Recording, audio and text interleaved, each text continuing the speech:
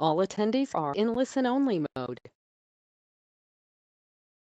Good afternoon and welcome to the last session on the first day of this year's Better Business opportunity to listen to some.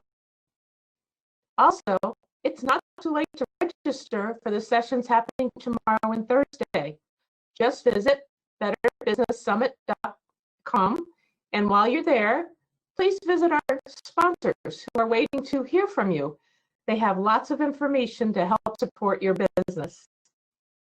This next session will be moderated by myself, Paulette Scarpetti, President of your Better Business Bureau, and it's all about getting found in 2020. And my guests today include Victoria Mottesheard, Senior Marketing Director, OUTFRONT Media East Region, Bob Smolik, Director, Research and Category Insights, Tribune Publishing Company, and John Fuller, President, Full Power Radio. It is no understatement to say that 2020 has changed the way we do business. But has it changed our customers' purchasing behaviors? Has it changed the way we have challenges? Or do we have more opportunities? Today we have this distinguished panel ready and willing to address these questions. Let's start with Victoria. Victoria, what do you see as challenges for businesses in marketing their goods for the remainder of the year and into 2021? Thanks, Paulette. Thanks for having me. Really excited to be a part of today's panel. As you mentioned, 2020 is a year unlike any other, and we're seeing it across all media channels. Obviously, there's been a digital overload with working from home and no live entertainment. In fact, a recent Harris poll study found that 2/3 of U.S. consumers agree that they're spending so much time looking at devices on their screens these days that they're tuning out digital online ads. Also, with it being a political cycle, social media discourse, both with political and COVID related, and financial stress among consumers, and of course, just creative thoughtfulness.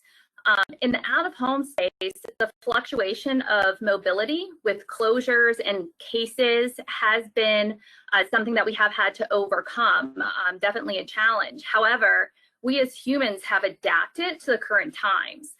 We are not hesitant to live our lives behind masks, at a distance, and outside of the home, which means more exposure to out of home as well.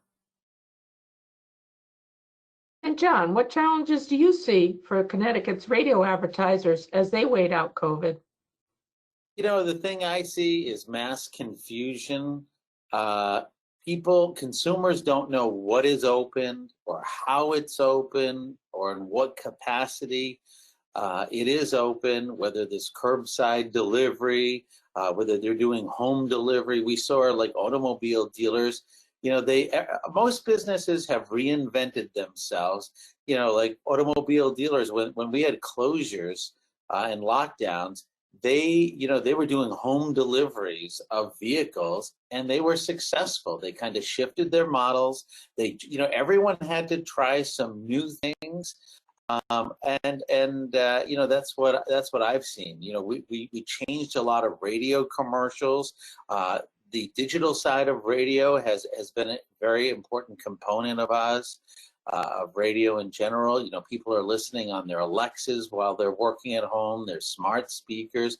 So there's been challenges, but also opportunities. But the biggest thing I see is, you know, there's just a lot of confusion, and savvy marketers realize that they need to stay out there, but you know, they need to be informative in their messaging. Thank you. And how about you, Bob? Do you foresee advertising challenges growing in 2020 and 2021? I think so, and I think, you know, to speak to and echo John's sentiment too, I think one of the biggest challenges will probably be being found effectively this year and into next. There's a lot of noise out there. There are a lot of factors that are on people's minds outside of, you know, the brands and who they're going to consume with and purchase from. And it's really also about adapting to how different marketing platforms have changed in the past 6 to 9 months. That's a theme we see, I'm sure, within the mediums of my partners, and we definitely have seen that within the publishing industry with digital channels and with our print opportunities as well. I think what's important when we talk about and think about challenges across all of our mediums is not only how do you think about each channel effectively, but also how each one works within each other too. We're seeing more than ever before a really hyper-connected consumer that exists across multiple different channels. And I like to think about the challenges that we've all encountered, that media has encountered, also as opportunities. There are a few things that we're learning and that we're seeing that I think probably there can be some learnings for clients and for advertisers as well. One thing we saw quite a bit as a news organization across all of our marketplaces is that local really does matter. Local messaging, local mediums, local platforms. At the very beginning, we saw consumers really clamoring for all things related to COVID news and information. What were the counts? What were the safe measures? Where was, what were the updates from medical experts? But as time went on, and we offered a lot of that without a paywall to make it easy for consumers. But as time went on, we saw people starting to shift what they were looking for. That fatigue of that heavy news and information, died down a little bit. People were looking for not only that information, but what are some more practical areas too? How are they living life in their new normal? We saw huge surges in people looking for restaurants that were open. How do you creatively celebrate holidays and birthdays? So I think there's also a lesson there to take for a client too. It's important to deliver the facts. Consumers ultimately want to know where and when they can interact with you, but also that there is a little bit of this COVID fatigue when it comes to messaging too. So if your content or your brand can provide some relief or provide a story or provide something that's shareable and that's engaging, people want to break from it too, and I think that's an important thing to consider as well. That's great, some great stuff, and you walked me right into some opportunities. And I also want to give Victoria and John a chance. Who would like to start with some of your you see as opportunities? I can start. I think that there's a lot of room for small businesses to get their start across all media channels, more now than ever before. Really, as Bob was mentioning, an opportunity to build awareness and community in real life, through the neighborhoods where they live and they're invested, and also through their virtual communities as well. Everybody is drawn to this sense of community right now, and it's a really great opportunity for small businesses, for brands to become a part of that. And of course, the opportunities always reside in the creative messaging, as both Bob and John referenced before. What is that next type of community messaging, or what is it that consumers want to know? Are you open? What type of holiday offerings do you have? How can you be a part of the holiday season within your local community? John, you have some opportunities that you're seeing? Yeah, I think there's some massive opportunities for entrepreneurs. Your competition may not be on their game. They may not be out there in full force. They're not out in person. They're kind of forgetting about the customer. And I think in my industry, I've seen this to be a good opportunity. I've seen a lot of the businesses thrive. Throughout the summer, there was a lot of money out there. People were getting like almost double unemployment, which in a way never gets them back to work, but it infused a lot of money that was out in the economy. People were kind of taking a little step back and spending more time with their family, trying to do things around their houses and spend money. But really, there are a lot of your competition. They may not be on their game. This may be the opportunity to take their best people, go after their best customers that they're really not servicing because they're eyes off the ball. So I think there's a lot of opportunity. I think it's business 101, making your customers happy, turning them into raving fans and not just a price point customer, which is the worst kind of customer, but really give them, kind of give them the Nordstrom service. I was actually at a hotel in Newport this weekend, and the owner wrote a handwritten note and it made me feel good. We really appreciate your visit. If there's anything that we can do, and they had a couple little, we're taking every COVID precaution, and I think there's a lot of consumers out there that are really looking to go out there, get back to normalcy. They realize that there are some risks, but there's ways of minimizing the risks, especially if you're not in a in a health risk type category. Good. Good insights. Victoria, how has COVID affected billboard advertisers? Yeah, so at the national emergency declared in March, we definitely saw a decline in mobility. However, as the weeks went on, we started to notice modified trends. People moving about, but staying closer to home in their neighborhoods. And then a few weeks later, essential shopping. And then just a few weeks later, longer exposure time outside through outdoor recreation and exercise. And as I mentioned before, we've adapted to this new sense of normal. And here in Connecticut, we've been back to pre-COVID mobility since June. And in fact, some of our locations are far over pre-COVID impressions. And nationally, we've been over pre-COVID mobility numbers since mid-July. So, we have been affected at the start, but now we are back. People are moving around. And a lot of our advertisers have continued to use out of home. Like John mentioned, some of our trusted advertisers are thanking our essential workers at the start of COVID. Then they transitioned to now delivering or curbside pickup with Panera or Chip's Family Restaurant. Then we saw the local fitness with Planet Fitness, home work-ins, virtual workouts. And then we saw positive messaging, the community coming together with local plant nurseries, Keep Growing, Foxwoods with We're in this together. And now we've transitioned into this new sense of normal in the messaging with a positive community sense, still with that informative messaging about hours or opening or so forth, but more awareness in the messaging, seeing some brands leveraging local arts and culture and community even. So I would think that some people would say there are less cars on the road because more people are working from home. Would you say that that is true, and if it is, does it have an impact on billboard advertising? Yeah, so that is a conversation that we have quite often.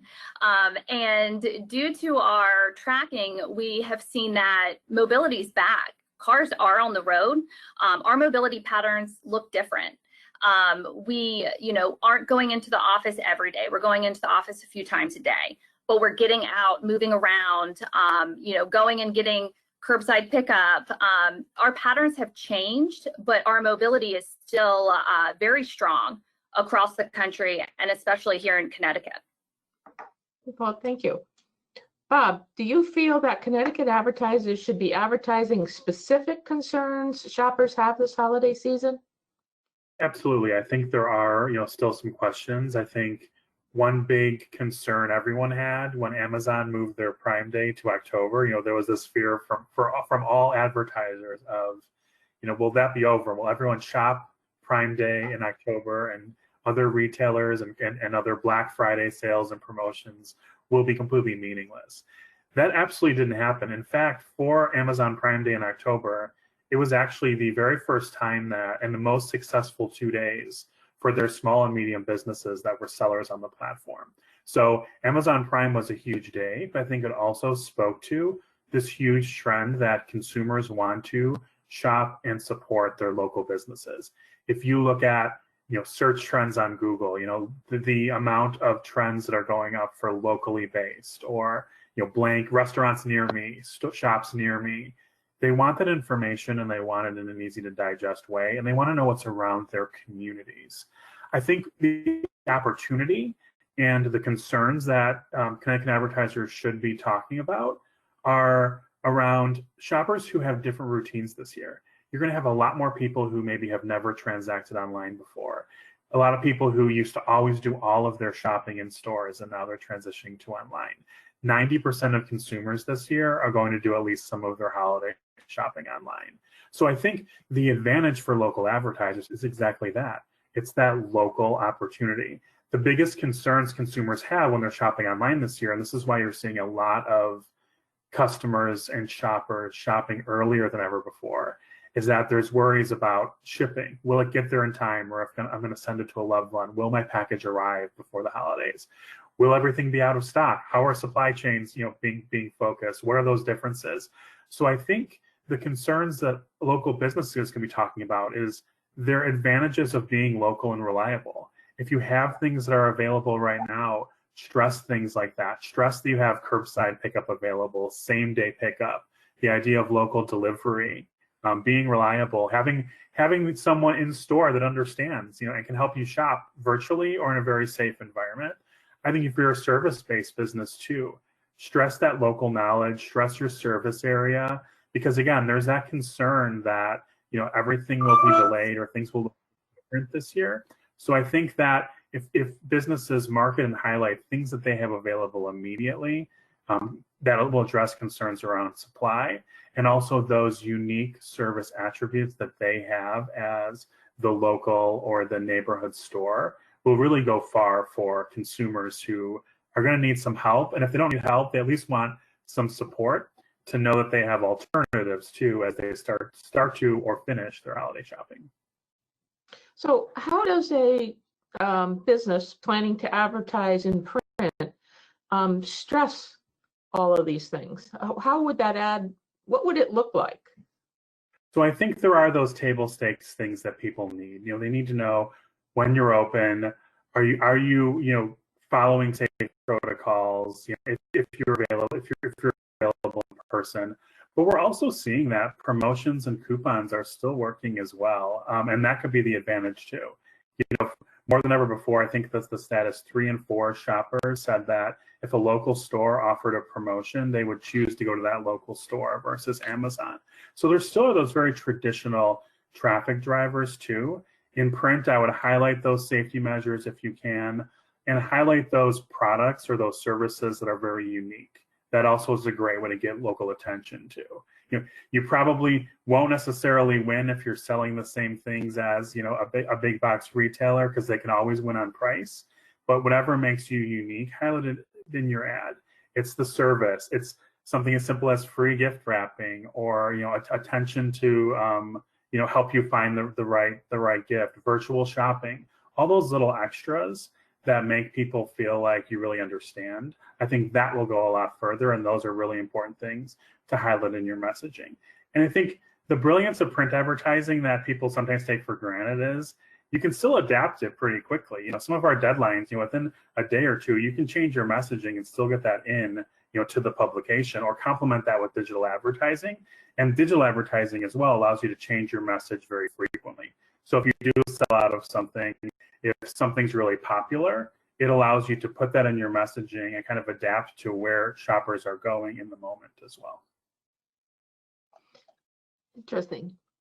John, how do you believe most shoppers will be shopping this holiday season as it relates to broadcast media? I think that this Christmas holiday season is going to go down as one of the biggest ever. And there's a lot of reasons for that.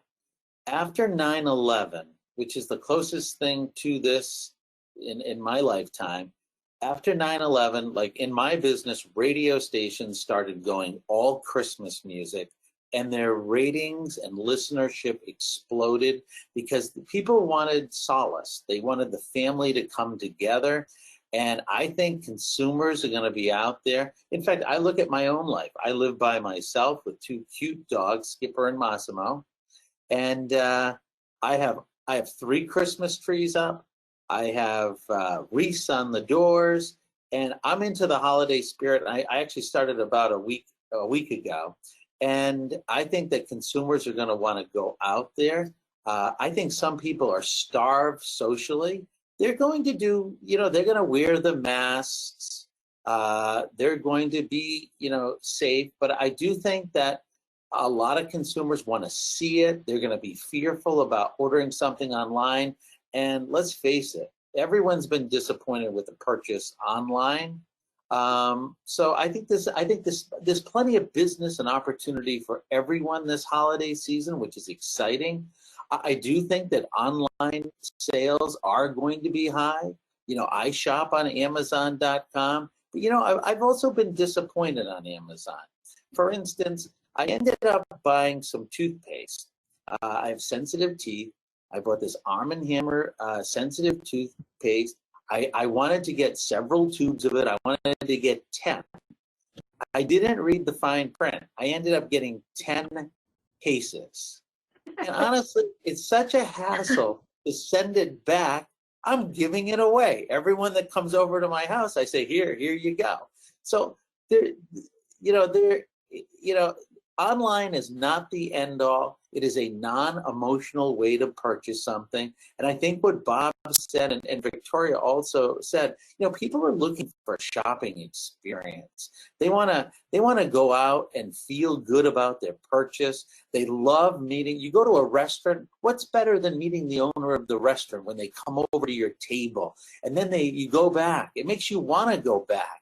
And you end up learning the restaurant owner's name, and you just feel like, and then your friends are with you and they come over. People want emotion. They want an emotional connection, and that creates a great buying experience for them. And they become, you know, like I said earlier, they become a super fan, a raving fan of the business. So I think there's going to be a lot of business for everyone.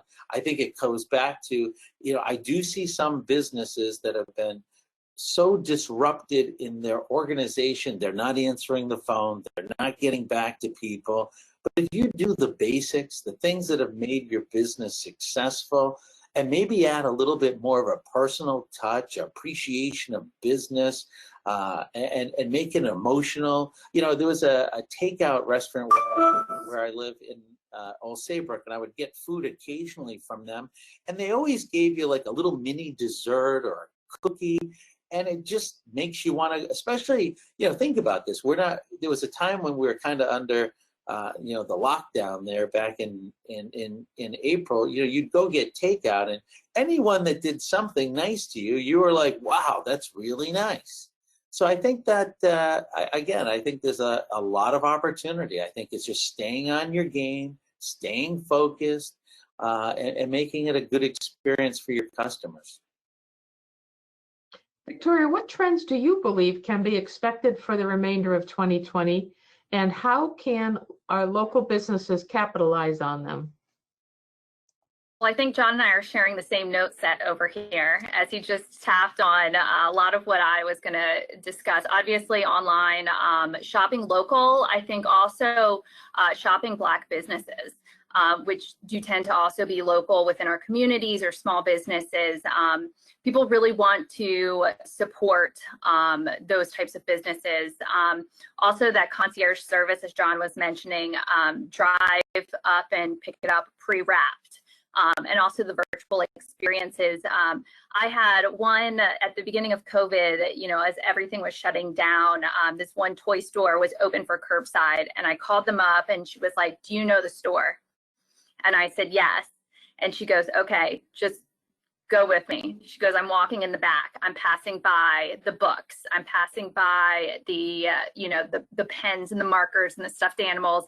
And she's like telling me the new products that are coming in. And, you know, now 9 months later, we're kind of in a different realm where people actually do have these virtual experiences or sort of the store placements that you can do online. But it is those types of, you know, businesses that are going out of the way. Also, as John mentioned, hitting those other senses are really important this year. People want to, they're spending less time in your business or with your brand. They want other experiences. You can look at some big brands that are doing, you know, download playlists, or, you know, even just something as simple as playing holiday music. Those cookies that John mentioned, you know, wrapping gifts with a candy cane attached to them, adding a little holiday flair to your bags, which is essentially, you know, another form of marketing and advertising. All of those little add-ons will definitely make a difference. Another trend that we're seeing is overspending for children. You know, a lot of parents, especially of young children, are trying to make up for missed experiences this year for, you know, essentially homeschooling fails, or, you know, time not being able to spend with them, or, you know, not being able to go to school. So we should see a lot more spending there as well. And then also engagement. As we were mentioning before, the discount opportunities, people are more likely to, you know, try your brand if there's a discount opportunity. And we are noticing an influx in the usage of QR codes as well, which can be used across various different forms of advertising or in store. Again, it kind of takes that in real life experience to a virtual experience in your smart device. You can almost take a brand with you. So those are the trends that we're noticing. And I think a lot of those are very affordable for local businesses as well. Thank you. Bob, do you have any thing you'd like to add that you believe businesses will be doing to get noticed this holiday season? I think one of the biggest ways also would be just acknowledging in certain ways that things are going to be different for consumers. You know, I heard this afternoon on the news too, things you don't think about, but the demand for smaller turkeys is greater than ever this year because people don't need to cook a turkey for 10 people. They need to cook it for 2 or 1 or 4.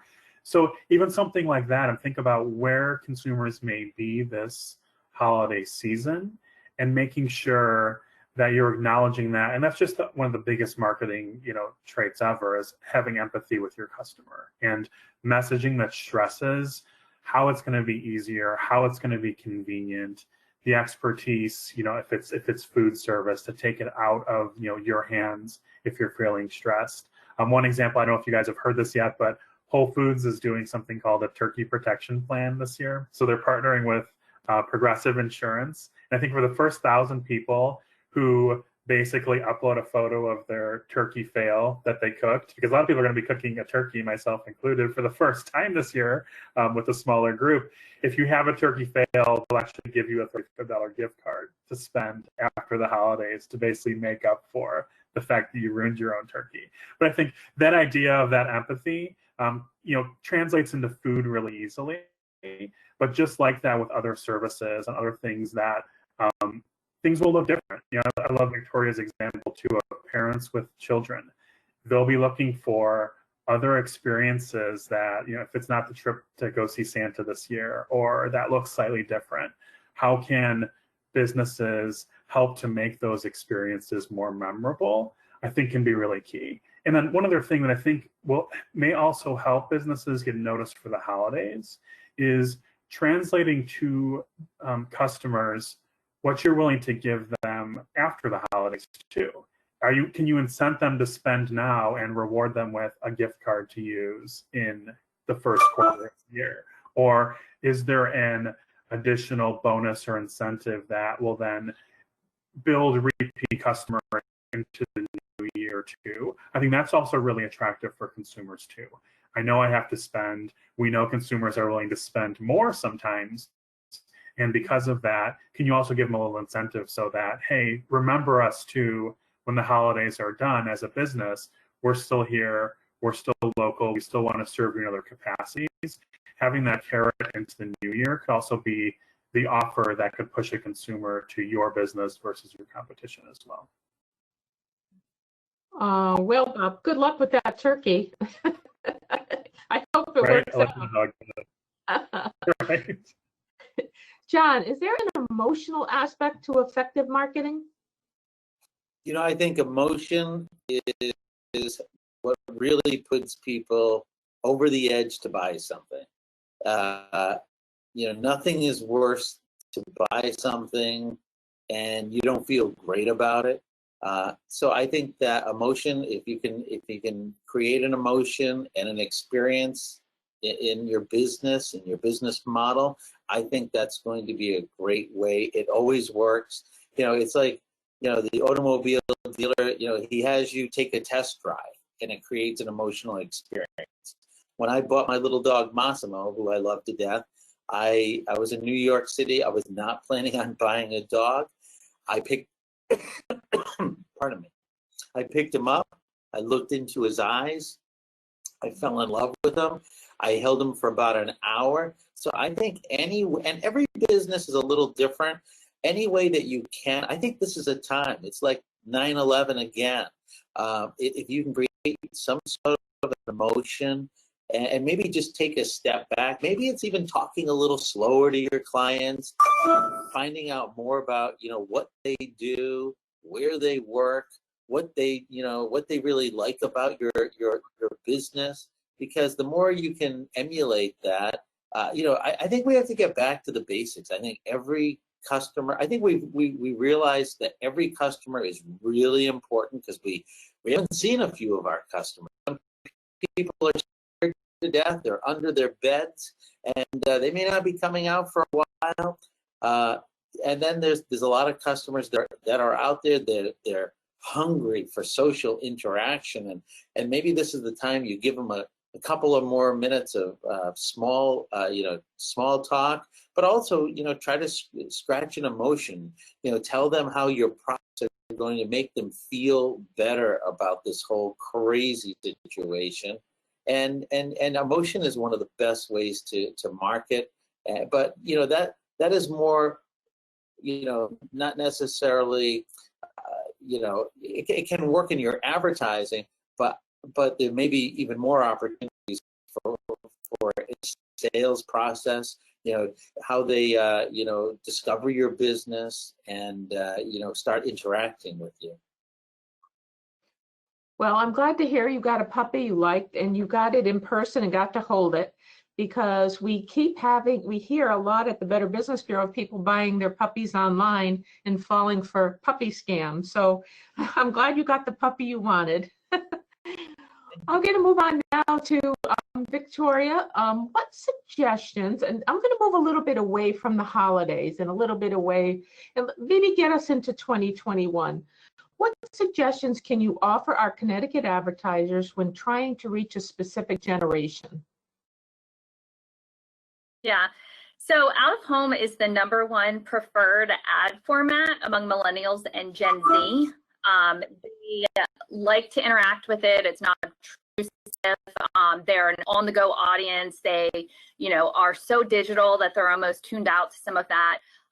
And additionally, the younger generations align with brands that take a stand on current events, and as well as social responsibility. In fact, 56% are pleased to see brands that are taking action. I think that kind of goes along with what John was saying in regards to emotion. A lot of consumers do want to shop with brands, whether they, plant trees, or they invest in their local communities, they invest in their local schools, they, make a stand on various different social events. They're looking for those opportunities. And as you hear more and more companies, corporations, DTCs come out with some CSR programs or ESG programs, that really does matter to the younger generations. And that's a really great way to stand out amongst the competition. Also, as mentioned before, with the parent age group being millennials and Gen Z, and them having this additional income and trying to make up for this difficult time that we're in, there are a lot of opportunities for that spending power. But regardless of generations, out of home is a mass reach medium, so it kind of hits all of them. At the end of the day, it's all about the creative. The messaging is what's important, and it needs to be authentic and empathetic and honest. So I think that's really important as we move into 2021. I didn't hear you talk at all about the older generation, and I'm going to go over to Bob. Maybe, Bob, you can tell us a little bit about how you would reach the older generation in digital advertising in particular. Are they really out there? They are out there, and I think what we've seen over the past 6 months or so during the lockdown is really a acceleration of trends that are already happening. I think one space we're seeing a huge growth in boomer engagement and just older adult engagement is within all things video. So they're one of the largest groups that have actually increased their usage of connected TV that some of them have subscription services for the first time because of the extra time they have spending at home, and then also just video viewership in general. They're one of the predominant generations now on Facebook, older generations, as younger generations have gone to some other platforms. Facebook is a great mechanism to reach older generations with video advertising or just standard messaging too. And I think the large kind of conjecture is that these trends are here to stay too. It's not as if post-pandemic, older audiences will switch back to maybe some previous trends or some previous engagement. So for the long term, I think those are important things to build into your strategy. I also love to think of the older generation as an influencer generation too. So if you want to reach a younger generation, depending on the category of business you're in, oftentimes for larger purchases, more thought-considered purchases, younger generations will go to their boomer parents, may go to an aunt or uncle, may go to a trusted resource for information about, who do I select for, my HVAC service? What are the steps I need to take if I'm buying a car for the first time? So I would also stress, don't forget older generations too for their role and how they influence younger generations too in their shopping habits. Okay, John, that brings me over to radio. So what basically would you say, what generations are using radio? And if I was going to advertise on the radio, what generation am I trying to reach? Well, the great thing about radio is people tune into a radio station because it's their music, it's their talk show. They feel a part of a radio station, unlike other avenues. So, the great thing is that if you want an older audience, maybe a talk station, like we have the Talk of Connecticut, WDRC, where people are hanging on every single word, especially for news and information. The great thing about radio is you can find a station. If you're a classical music radio station, you may go after, a French restaurant. It would be a good fit. And I think that's the great thing about radio is that every station has its own dynamics and its own loyal core following, and you can kind of reach all different demographic groups. And then the other thing is, and newspapers as well. We're all online. All of the full power radio stations. 1029 The Whale, WDRC, Radio 1041, Cool Radio. Our stations in New London, you can go to your Alexa and play, Alexa, play 1029 The Whale. So there's more ways to listen. All of the radio stations have, free listening apps. So, we're not just, it's expanded radio, where our transmitters couldn't get into thick basements and steel buildings. There are more ways to listen. And then there's also more ways to react. We're on Facebook. We try to include our advertisers. We can do a promotion around it where it's on FM, it's on Facebook, and everyone that's streaming the station can participate as well. And we have listeners that listen.